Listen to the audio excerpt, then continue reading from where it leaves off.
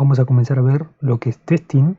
La parte de abstracciones y la parte de generics van a quedar pendientes cuando terminemos esta parte, ya que aquellas áreas vamos a testear justamente toda la funcionalidad que nosotros desarrollemos cuando estemos ejemplificando, ¿sí? Dado los diferentes casos.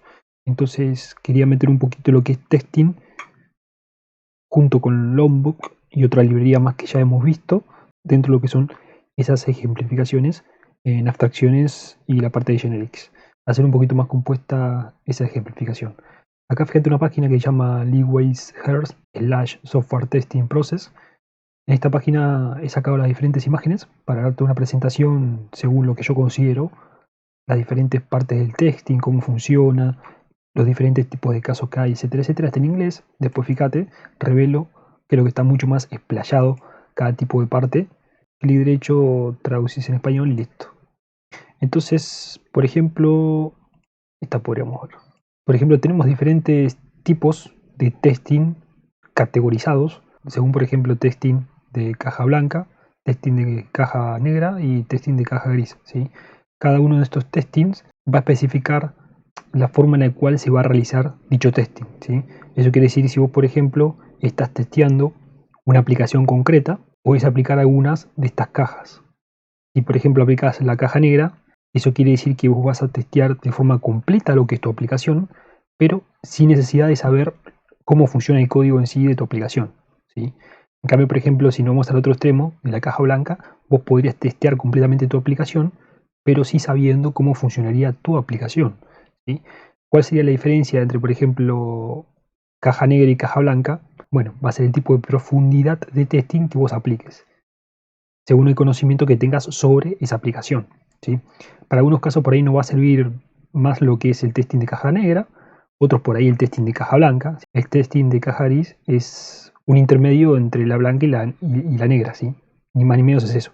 Hay ciertas partes de la aplicación que vas a poder justamente comprobar su funcionalidad, sabiendo cómo funciona esa aplicación. Hay parte de la aplicación que por ahí tiene derecho, tiene privacidad o lo que fuese, como por ejemplo, no sé, un core de una aplicación. Entonces ese core está reservado solo a la empresa. Si la empresa no te va a dar el privilegio de que vos agarres y empieces a investigar cómo funciona el core. Porque bueno, puede surgir el problema que más adelante esa aplicación o ese core sea replicado, ¿sí? Y si por ahí tiene derechos de autor, no tiene derechos de autor, ¿qué pasa ahí? ¿Entendés? Entonces es un poquito delicado ese tema. A veces, como te digo, se aplica el testing de caja negra, testing de caja blanca o testing gris. Generalmente a veces, no siempre, se aplica el negro y el gris. Pero por ahí si está bien reservado desde la parte, desde el punto de vista jurídico, bueno, la empresa te dé todo el código y vos verifiques todo el código de dicha aplicación, ¿sí? Pero claro, detrás de todo eso tenés un montón de contratos, tenés un montón de papeles, de forma jurídica y todo lo demás, cosa de que surgiese algún problema, el peso te caería a vos, ¿no? Digamos. Entonces, esto después investigarlo vos un poquito, si más o menos esa sería la definición, según qué tipo de profundidad tendremos en el análisis de la aplicación, el análisis de cualquier tipo de software, va a ser justamente la clasificación que se le dé, ¿sí? Testing de caja blanca, caja negra o caja gris. Después cada uno de estos pilares, ¿sí?, lo podemos clasificar en testing funcionales y no funcionales, tanto gris, caja negra y caja blanca, ¿sí? Testing funcionales y testing no funcionales, bueno, va a depender también del nivel de profundidad mismo de ese testing, pero de forma específica según la clasificación que vos tengas. Vos podés tener ese software que no podés ver lo que es el código, pero sí probás esa funcionalidad de la aplicación y dentro de esa prueba funcional se va a clasificar en testing específicamente funcional o no funcional. El testing funcional, por ejemplo, es un poquito más abarcativo y más específico en ciertos detalles que, por ejemplo, no sé, el cliente en la empresa quiere, ¿sí? En cambio, al testing no funcional abarca, por ejemplo, todas las generalidades de la aplicación y todas las especificaciones de la aplicación, ¿sí? Es mucho más abarcativo. Después nosotros podíamos ver qué tipos de testing tendríamos. Como te acabé de decir recién, tenemos funcional, no funcional y también tenemos testing unitario de integraciones, por ejemplo, ¿sí?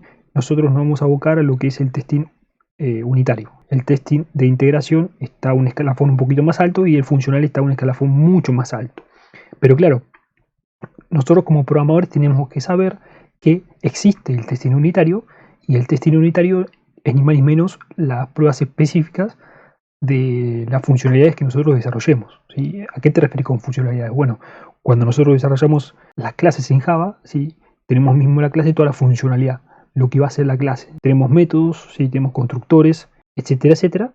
Y todo eso que nosotros desarrollemos, que van a ser tareas específicas concretas, tenemos que testearlo para que podamos salir, por ejemplo, de los diferentes posibles errores que pudiesen surgir más adelante, ¿sí?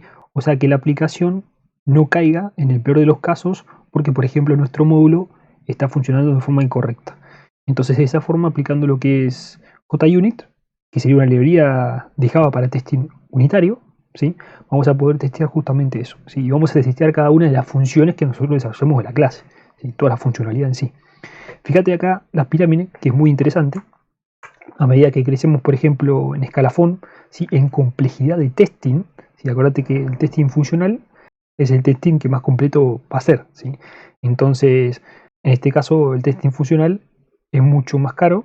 Escribir, ejecutar, no solo en complejidad computacional, sino en tiempo, ¿sí? Y además de eso va a ser también más caro, ¿sí? En cambio, el testing unitario prácticamente no va a ser caro porque va a llevar tiempo realizarlo, simplemente eso, ¿sí? Generalmente cuando vos desarrollás